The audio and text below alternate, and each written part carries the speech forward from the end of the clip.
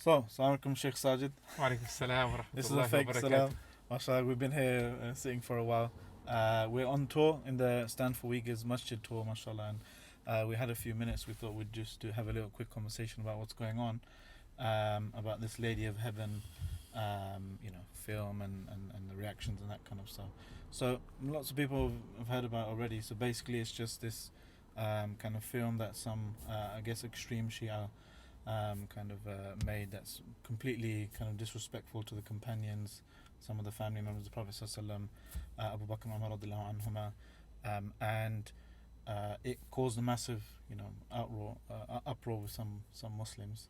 It was a film that was shown in kind of selected cinemas, and at Islam 200C in our editorial team, we were kind of discussing the different merits and different masalih and mafasid of us, jumping on and should we go for get behind a campaign to ban it and that kind of stuff. And we were kind of torn between two conflicting considerations. On the one hand, which is kind of more my personal opinion normally, is that the kind of ignore it and maybe it'll go away madhab school of thought, that these certain things that are from such obscure fringes that maybe a few cinemas here and there, it's almost as though they rely on Muslims making an uproar, causing an uproar, and if it were to get banned, then they can come back harder and it becomes national news and that kind of stuff. And unfortunately, that's kind of what's happened now. It's become it's not non-Muslim media, so-called mainstream media is trying to starting to pick it up as on news and that kind of stuff. The other consideration, which I completely concede to, is a valid consideration as well, is we can't just stay silent.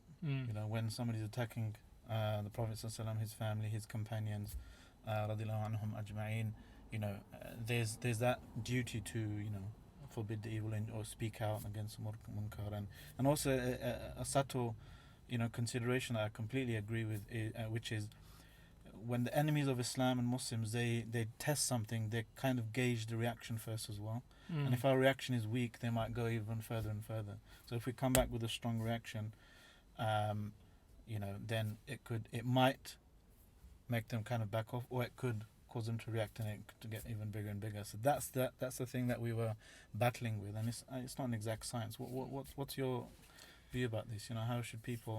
How should we react, or how should we have reacted then, and how should we react now? What do you think? Allah bless you. I think you've represented both sides of the discussion pretty well, and the valid considerations on both ends of the spectrum. Bringing attention to something that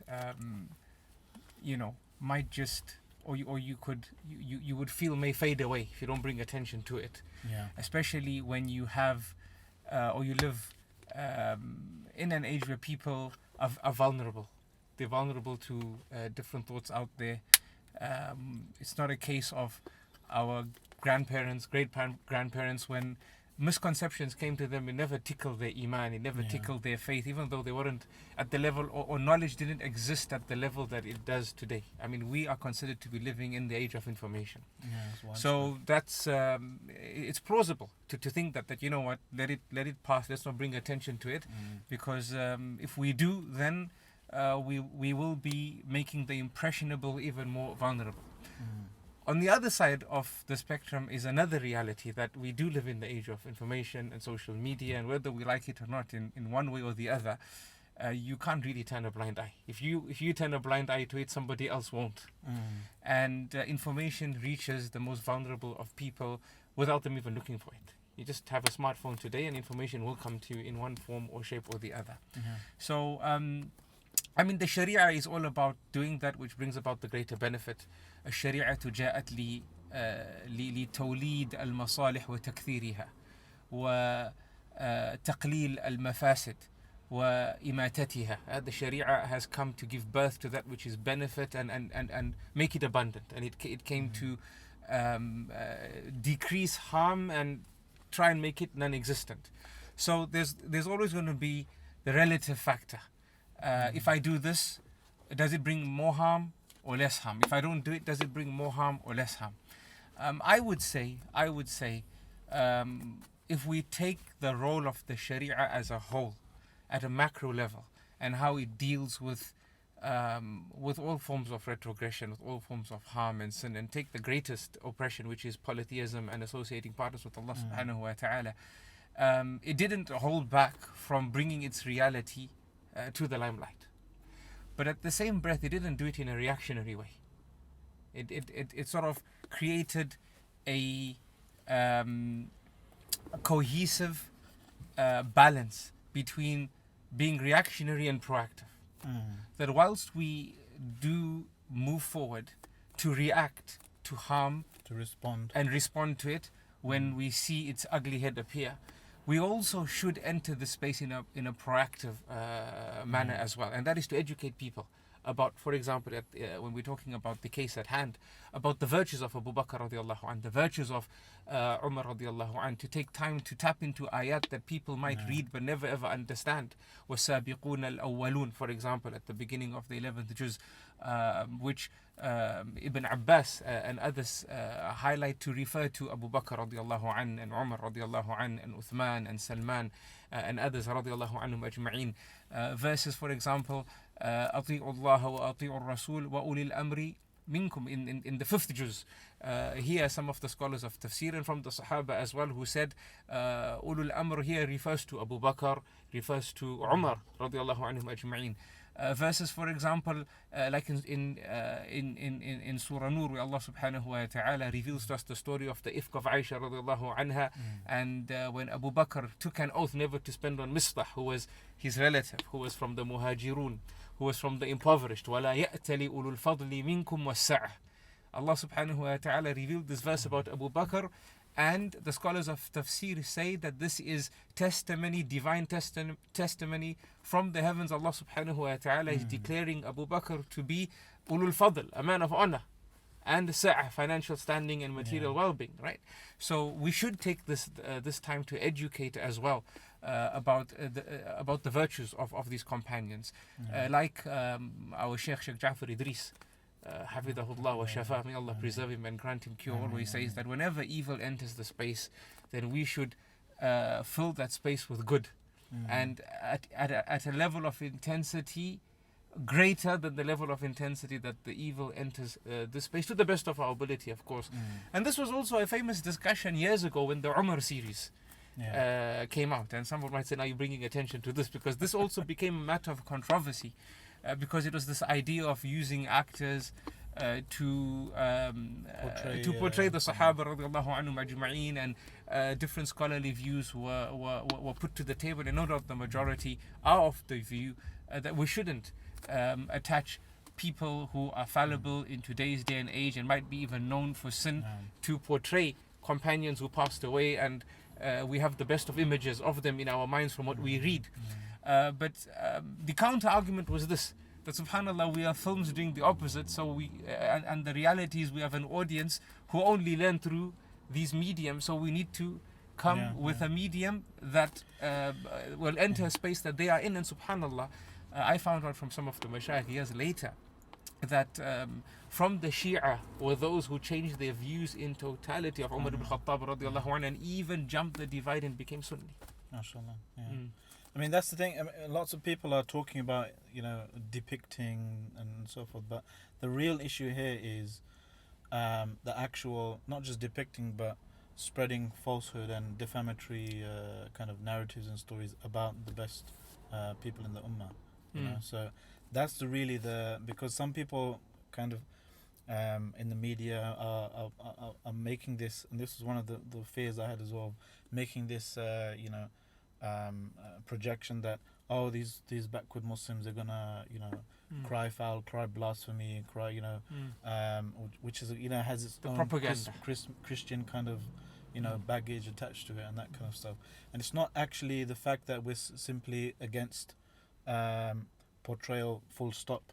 It's the fact that the real issue is that it's actually spreading falsehood, and that's a moral injury for us.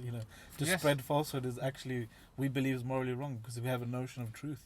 Correct. Right? You see, the thing is, we need to remind each other that when we act for the sake of Allah subhanahu wa ta'ala, and it's a matter of us being connected to this idea of tawheed, which is not just belief in the oneness of Allah subhanahu wa ta'ala, but the system of believing in one Allah subhanahu wa ta'ala. So our motivation to act stems from a very noble, sincere, substantial foundation. It's not just reactionary and acting out, as some would say, and crying foul and trying to look for attention. And look, propaganda, whenever the haqq and the truth revealed itself, always existed.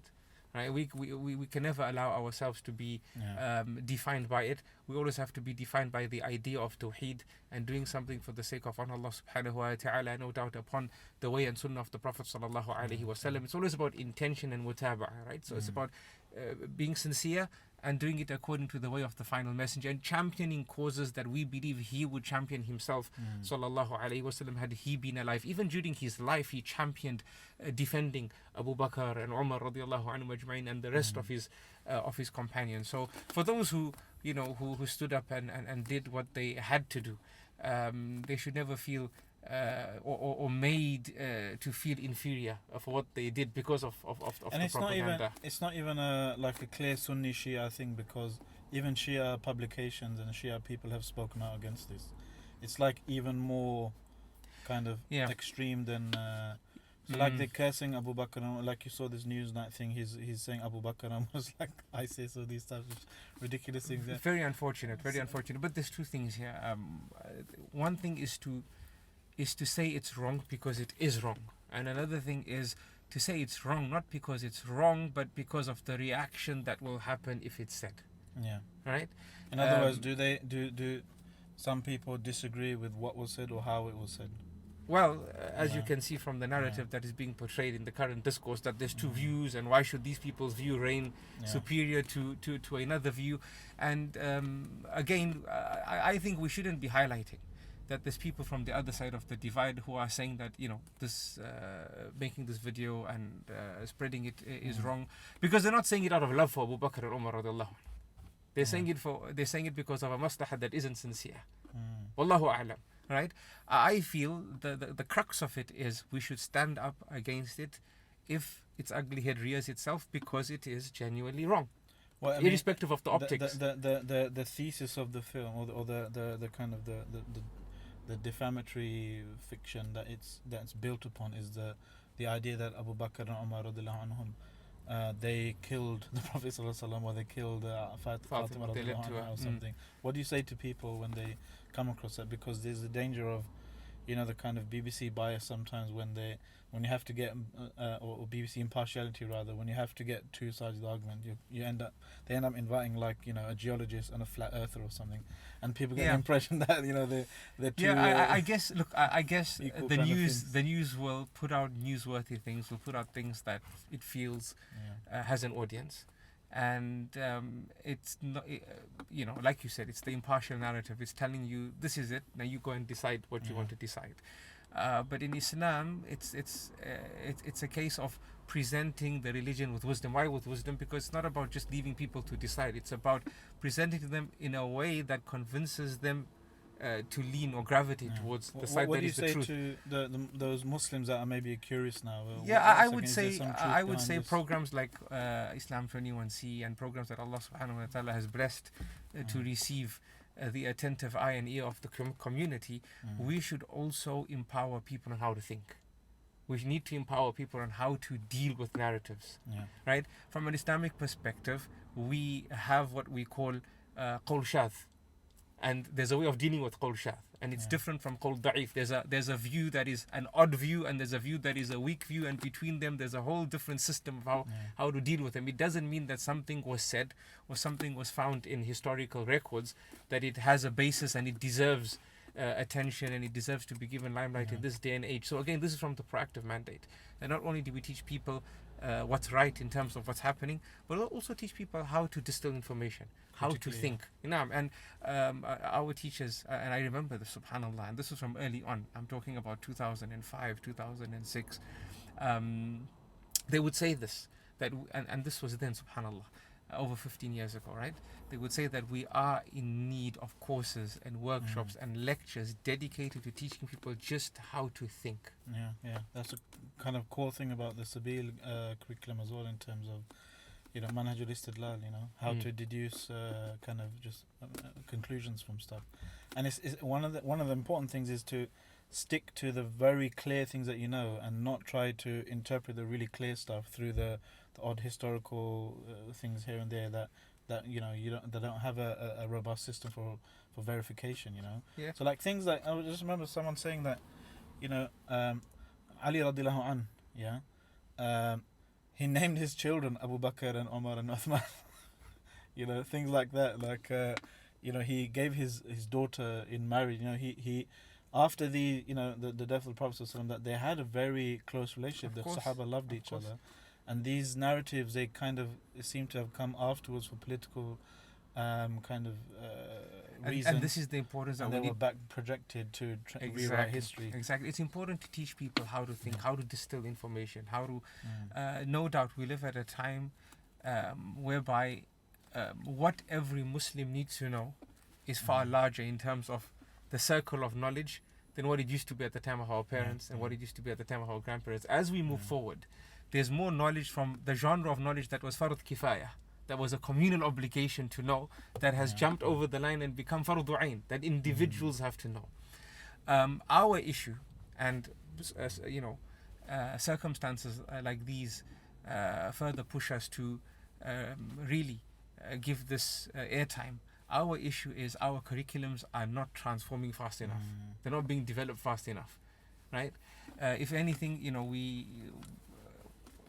we're not developing the curriculum at the pace that it needs to be developed at, which would help people easily turn a blind eye to this, or see it in the light, like you earlier said. This turn a blind eye to it. It's not worth our airtime. The problem is because we haven't developed those curriculums and people don't know how to think, and we live in an age also of knowledge junkies. We say this in the dawah sector as well, that even those who are sincere in learning, it becomes a case whereby it's all about just learning something new for the sake of learning, right?